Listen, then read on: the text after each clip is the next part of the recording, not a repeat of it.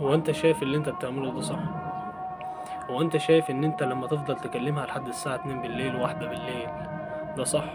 هو انت شايف لما انت تلاقي نفسك فاضي بدل ما تدور على مصلحتك وتدور على حالك وتدور على شغلك وتدور على دراستك تلعب بيها وتقابلها وتشوف صورها ده صح؟ هو انت مفكر ان انت كده ربنا راضي عنك؟ ده مش صح. اللي انت بتعمله ده اصلا مش صح. ايا كنت بتحبها، ايا كنت بتموت فيها، ايا كنت بتعشقها، فكنا من الكلام الخايب ده. مفيش شاب مسلم او ملتزم او متدين تلاقيه بيعمل كده، لانه عارف ان العلاقه دي حرام ومبنيه على حرام.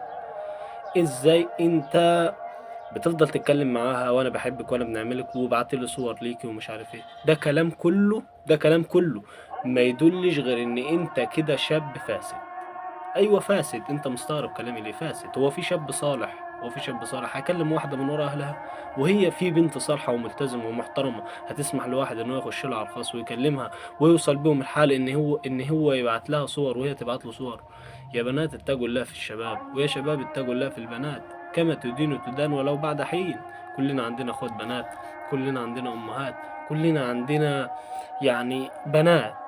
فلازم نخاف على نفسنا يا شباب. يا شباب سيبوا بنات الناس في حالهم. الموضوع كبير، انت مستهون بيه، بس الموضوع كبير.